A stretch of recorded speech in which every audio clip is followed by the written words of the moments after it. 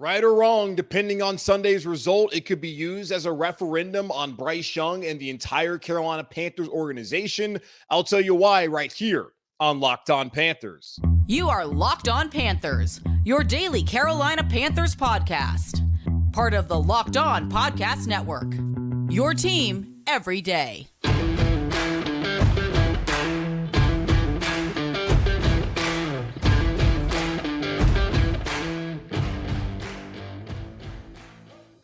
Welcome into another edition of the Locked On Panthers podcast, a part of the Locked On Podcast Network. I'm your host, as always, Julian Council, talking Carolina Panthers with you every Monday, Tuesday, Wednesday, Thursday, and Friday. Your team every day. That's our motto here on the Locked On Podcast Network. Subscribe or follow the show for free over on YouTube or wherever you listen to your favorite podcasts. And be sure to follow me, Julian Council, on Twitter at Julian Council, where on Wednesdays throughout the rest of the regular season, I'll be answering your weekly Wednesday mailbag questions either at me or DM me over on Twitter at Julian Council to get those questions into me for tomorrow's edition of the weekly Wednesday mailbag here on Locked On Panthers. Today's episode of Locked On Panthers is brought to you by Game Time. Download the Game Time app, create an account, and use code LOCKEDONNFL for $20 off your first purchase. Last-minute tickets, lowest price, guaranteed. The Carolina Panthers come off of their bye week at 0-6. They'll be facing off against the Houston Texans, who also are coming off of a bye at 3-3. Sunday's game's an important matchup. You would wonder, why would that be the case? The Panthers are 0-6, and they're not going to go to the playoffs. Many people are hoping to see the Panthers trade some valuable assets for some valuable assets, that being players for picks in the upcoming draft in 2024, while others have moved on to farmers market season and pretending that the Carolina Panthers do not exist. But it is an important game because it's all about narratives.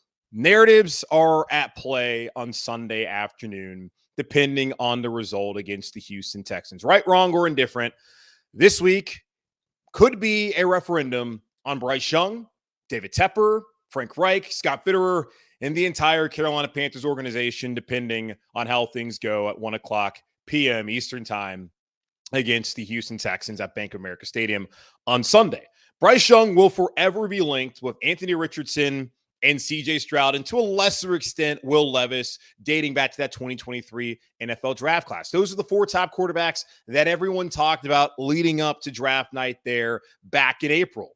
The Carolina Panthers and their traveling band went to Tuscaloosa, they went to Columbus, they went to Lexington, they went to Gainesville to find out which of those four quarterbacks was worthy of the number one overall pick. And at the end of the day, they decided that it was Bryce Young. Frank Reich, speaking to the media on Monday, said, "I thought the whole quarterback draft class was really great. I really enjoyed diving into each of one of them. I thought that they were all good players. We just thought that Bryce was the best. I just thought that Bryce was the best," to correct himself at the end. As he said originally, we thought that Bryce was the best, but to let everyone know, he also thought that Bryce Young was the best. And he said it back on draft night. He's been the best player on the best team forever. And he felt like this was the right guy for the Carolina Panthers. But let's all be honest here. If the Carolina Panthers lose on Sunday, and looking at the performances of CJ Stroud and Bryce Young, a lot of people are going to use that as evidence and proof that the Carolina Panthers made the wrong decision. Now, who are the Carolina Panthers? Is it David Tepper made the wrong decision, as Rich Eisen and Stephen Holder have come out and said that it's an open secret in the league that that's who we wanted? Is it Scott Fitterer, who a lot of fans want to be fired? Did he make the wrong decision? Did Frank Reich, who was linked to having a taller physical quarterback like a CJ Stroud, but did he change his mind? Is it on him? Is he the Carolina Panthers making that decision, or is it all? Everyone in totality, the collaboration, is it all of them who are wrong in their assessment if the Carolina Panthers lose the game on Sunday? I would say no.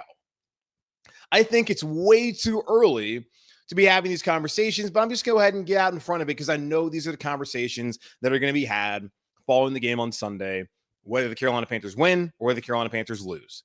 These are the conversations that people are going to have, that you're going to have, and that I may end up having to have with you again. And for my sanity, I'm praying that Bryce Young has a great day and that the Panthers win just so we can talk about a winning team for once. Now, it'll still be a bad team, but they would at least have won a football game. I would like to be able to do that on Sunday afternoon with you.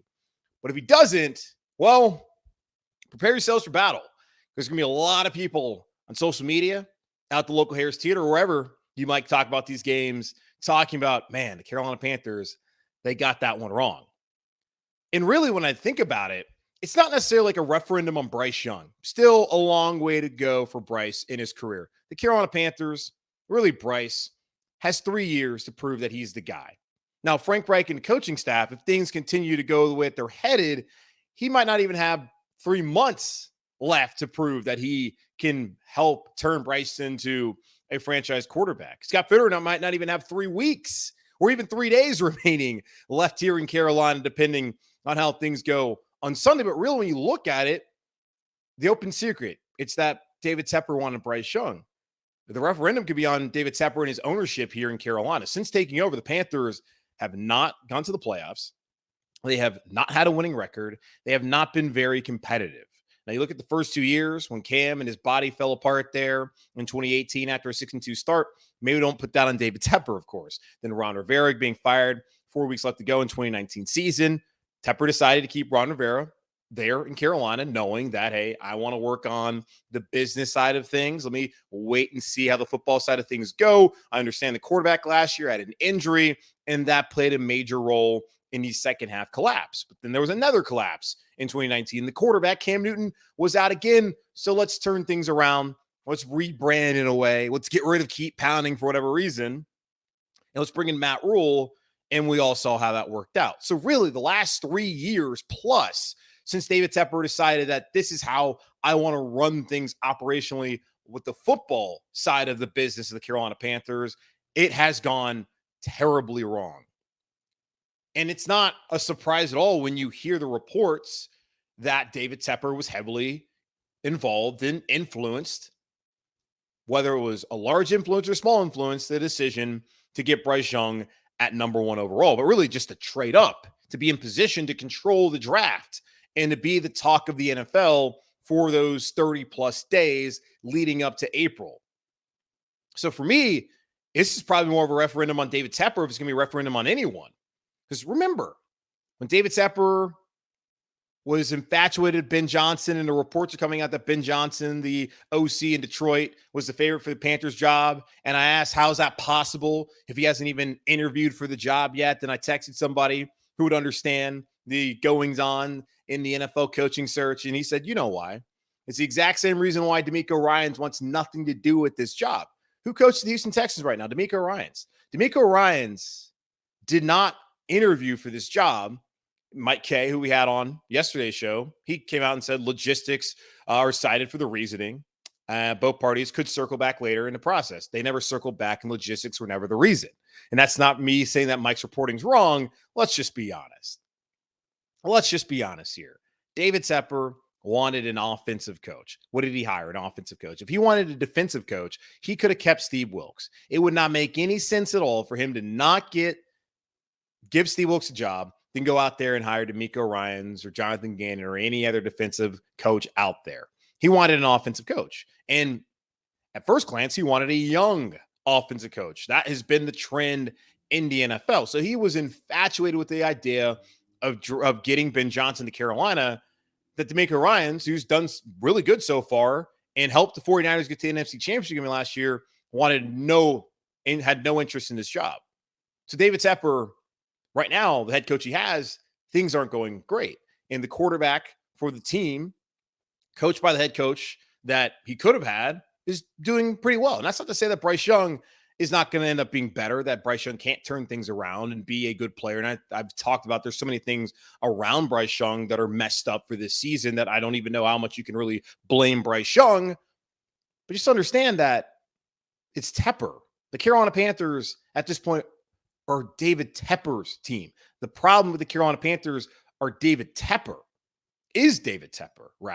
So when I think about the referendum potentially when it comes off of Sunday's game, if it's a negative result, primarily, it's on David Tepper and his ownership and all the wrong decisions that he's made.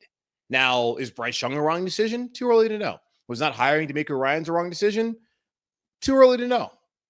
But still, those are questions that are going to be asked and questions that eventually are going to need answers. So we'll see how things work out on Sunday. But it's a little bit more of an important game than you would have thought. And next week would have also been the case had Anthony Richardson not been out for the rest of the season because of an shoulder injury. But thank God we didn't have to have that conversation. But as far as Sunday coming up, Stroud, Ryans, Texans coming to town against an 0-6 Panthers team, and a lot of people upset about how things have gone. Yeah, strong potential that that game will be used as a referendum on Bryce Young, David Tepper, Frank Reich, Scott Fitter, and the entirety of the Carolina Panthers organization. We'll see how it works out on Sunday afternoon. Now, Frank Reich met with the media on Monday following the Carolina Panthers bye week, giving somewhat of an update on some injury questions that we had, and also talking about the transition to Thomas Brown as the play caller heading into this Week 8 matchup against the Texans. We'll talk about that here in just a moment on Locked On Panthers. These days, every new potential hire can feel like a high-stakes wager for your small business. You want to be 100% certain that you have access to the best qualified candidates available. That's why you have to check out LinkedIn Jobs. LinkedIn Jobs helps you find the right people for your team faster and for free. It's so easy to create a free job post on LinkedIn Jobs, and when you do, be sure to add the purple hashtag hiring frame to your LinkedIn profile to spread the word that you're hiring. Simple tools like screening questions make it easy to focus on candidates with just the right skills and experience so that you can quickly prioritize who you like to interview and hire.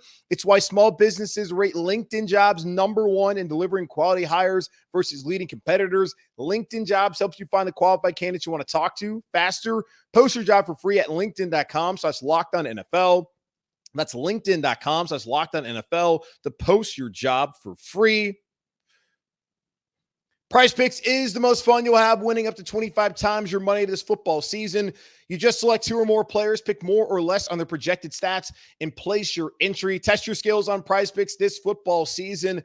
It's the most exciting way to play daily fantasy sports. If you have the skills, you can turn $10 into $250 with just a few taps. Prize Picks is really simple to play. You can make your picks and submit your entry in less than 60 seconds. It's that easy. Quick withdrawals, easy gameplay, and an enormous selection of players and stat types are what make Prize Picks the #1 daily fantasy sports app. Go to prizepicks.com/LockedOnNFL and use code LockedOnNFL for a first deposit match up to $100. That's prizepicks.com/LockedOnNFL and use code LockedOnNFL for a first deposit match up to $100.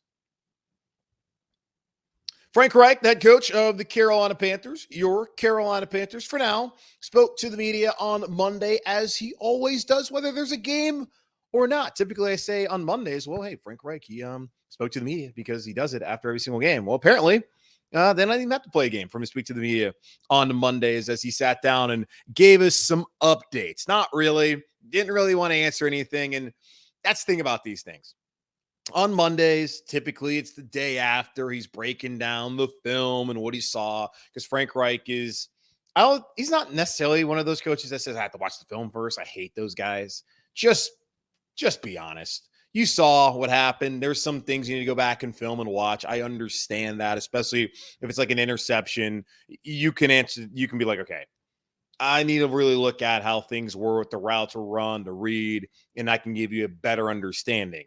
But when it's pretty blatant, like a decision that you made on a 4th down or a 3rd down, and you decide to punt or not go for it or go for it, well, just say why you didn't do that. You don't have to say you have to watch the film. So Frank Reich's not necessarily one of those guys, but he is someone who isn't really willing to answer certain questions until you get to Wednesday. And understand this, like Ron Rivera, because Rivera did this a lot. Frank Reich stays willfully ignorant when it comes to the injury report.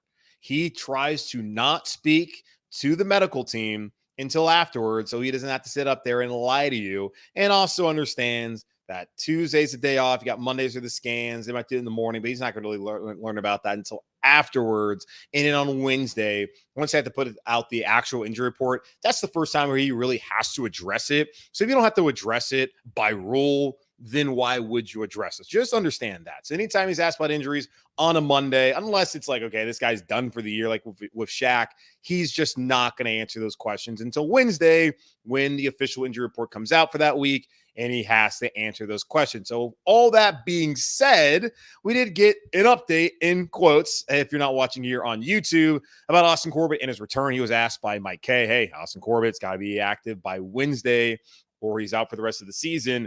Is that going to be the case? Will he be active and ready to go as a starting right guard on Sunday? And Frank Reich came out and said that he had a good week last week. They're only in there until Wednesday, and he made really good progress, and that they'll make a decision later on in the week. So on Wednesday, tomorrow, that's when they'll make a decision when they will activate Austin Corbett. It makes absolutely no sense unless there is a setback, which there has been no reports of that. He's making good progress. He will be active. He will start on Sunday at right. Well, maybe he might not start, actually. There's a possibility that they activate him and that he does not play on Sunday.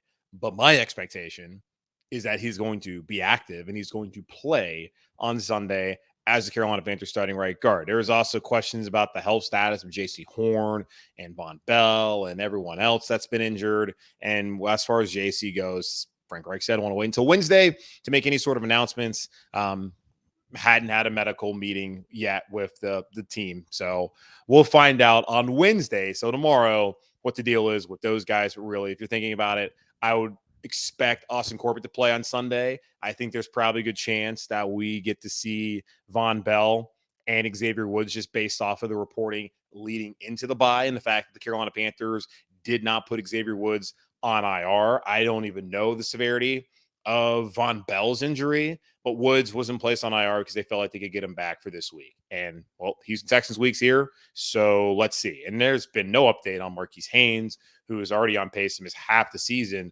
with that back injury that has plagued him since the beginning of training camp. So maybe we'll hear about that, but that's the injury report so far. And going into the bye week, Frank Reich talked about it's a great time to self-scout. He said on Monday, after 6 games, you have a good sample size. It's more about small incremental changes in all 3 phases instead of some massive change, which should be kind of a wake-up call for a lot of people out there thinking, okay, going to go in the bye week, they're going to change everything. You can't change the offense. The offense is the offense. The defensive scheme is not going to change. A ton of other things that they do procedurally are really not going to change. Now, they can try and tweak it, and they've said that they've been close, and I do feel like they've been close to the point where 2-4 would have made sense over 0-6, but they're 0-6 and not 2-4, so it doesn't really matter. They need to do something that's going to fix it, and that's something, hopefully, for a lot of people who are living in this world that the Panthers offense is all of a sudden going to be great, is Thomas Brown. That's not fair. That's not fair.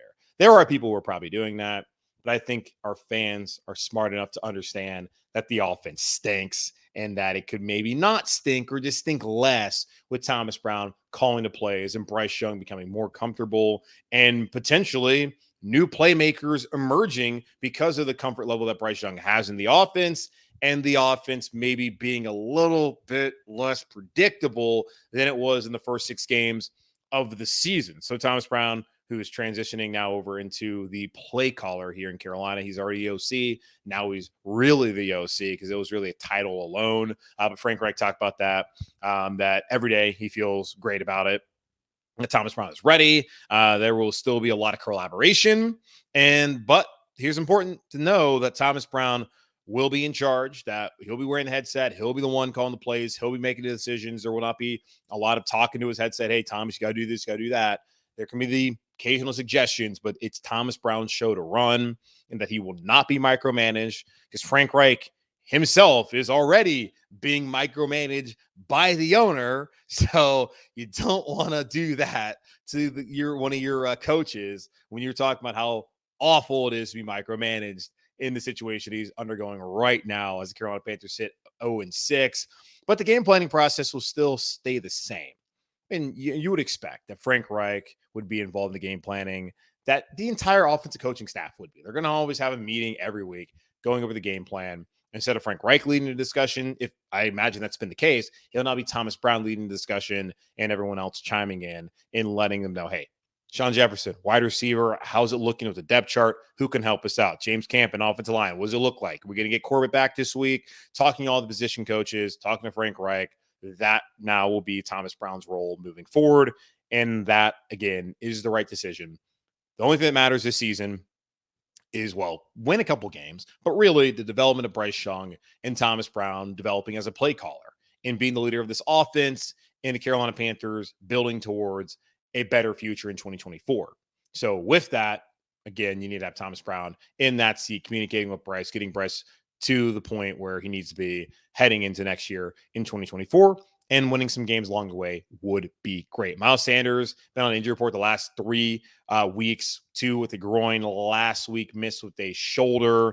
Continue to make progress. Again, one of those things not going to find out until Wednesday, but Frank Reich did say they want to make it into a kind of a by committee approach, which I've been telling him that, and a lot of y'all have been saying it. You guys are usually early on this to me. I try to be a little bit more patient instead of coming out immediately like, oh, you got to change it. Like I don't like to do the knee jerk reaction, but clearly Sanders ain't right physically. Chuba Hubbard has looked better this season. Time to give Chuba an opportunity to be able to make some moves with the Carolina Panthers as far as the starting running back and really the primary option there until Sanders gets back to any sort of health.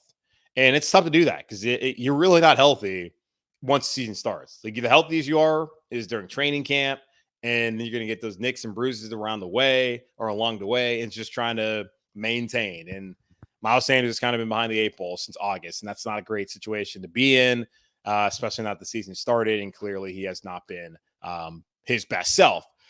Trade deadline coming up next Tuesday. That is, of course, a thought that everyone has top of their mind what the Carolina Panthers are going to do.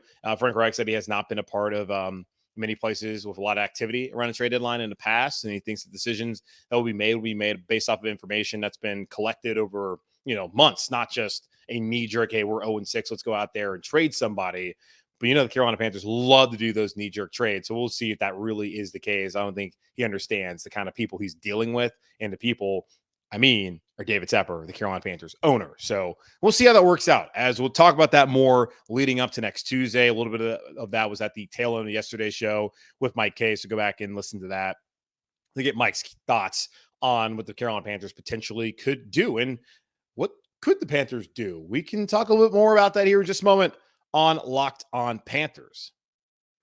You shouldn't have to worry when you're buying tickets to your next big event. Game Time is the fast and easy way to buy tickets for all the sports, music, comedy, and theater events near you. With killer last-minute deals, all-in prices, views from your seat, and their best price guarantee, Game Time takes the guesswork out of buying tickets. Game Time is the only ticketing app that gives you complete peace of mind with your purchase. See the view from your seat before you buy, so you know exactly what to expect when you arrive. All-in prices show your total up front, so you know you're getting a great deal without hidden fees. Buy tickets in seconds with 2 taps. Take the guesswork out of buying tickets with Game Time. Download the Game Time app, create an account, and use code LOCKEDONNFL for $20 off your first purchase. Terms apply. Again, create an account and redeem code LOCKEDONNFL. That's LOCKEDONNFL for $20 off.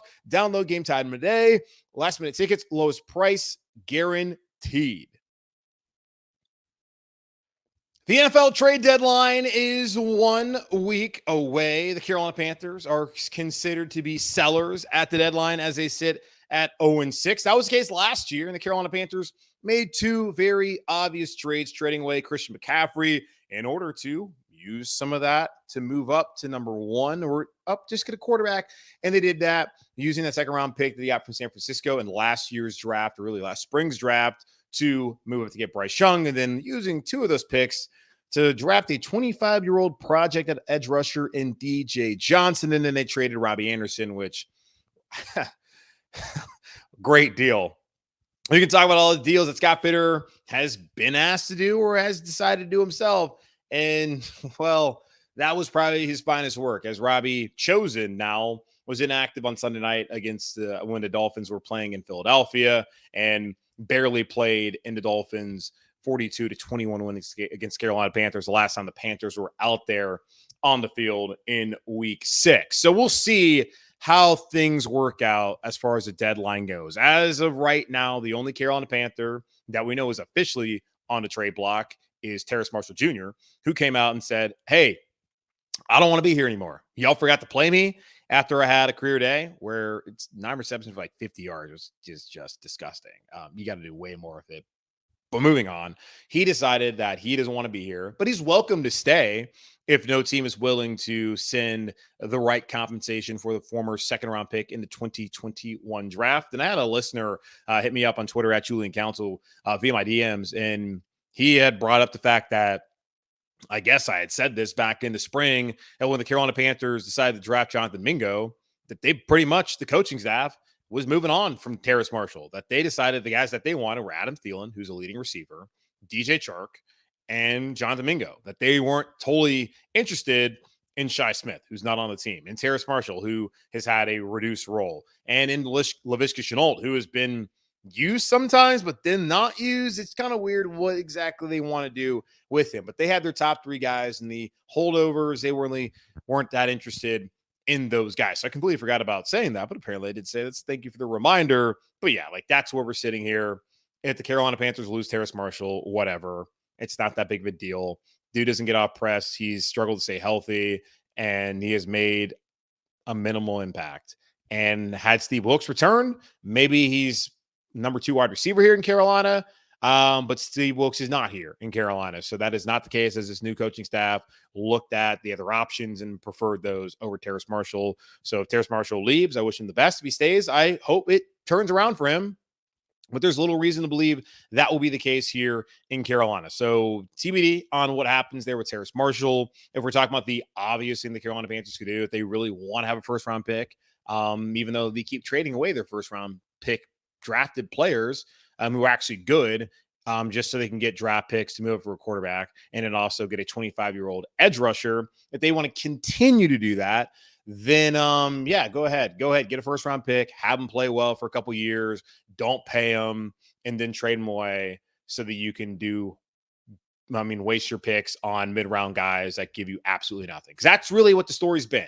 So I understand, hey, got to get a first-round pick because that gives fans hope. And really, at this point in time, like if the Panthers are 0-6, you think, okay, at least we can get the number 1 pick. They got the number 1 pick. They can get Marvin Harrison Jr. Like that would be the thought process. But because they don't have a first-round pick, then the fan base doesn't have something to put their hopes in, even though they could put their hope in the quarterback, Bryce Young, and his development. But instead, it's like, all right, let's look towards the draft, because the draft has totally yielded so many great players for the Carolina Panthers the last couple of years. You can hear the sarcasm in my voice.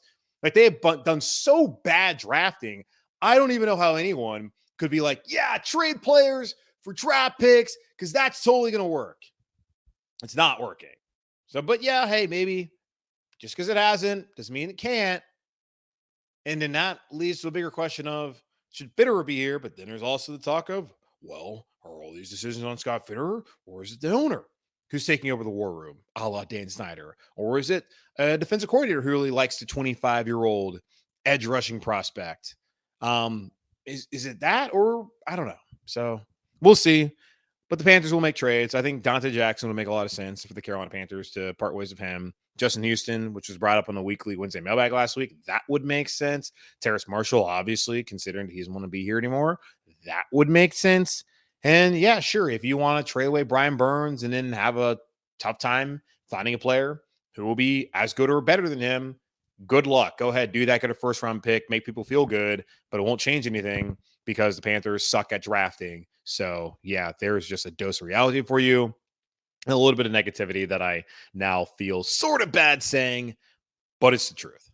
All right, that's going to wrap up this edition of the Locked On Panthers podcast, part of the Locked On Podcast Network, hosted by yours truly, Julian Council. Again, y'all, subscribe or follow for free on YouTube or wherever you listen to your favorite podcasts. And be sure to follow me, Julian Council, on Twitter at Julian Council, because tomorrow I'll be back to answer your weekly Wednesday mailbag questions. How do you get those questions into me?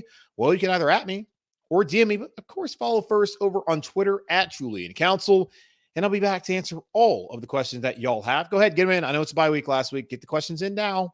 Don't mess around. But in the meantime, be safe, be happy, be whole. As always, keep pounding, and I'll talk to you, of course, on Wednesday.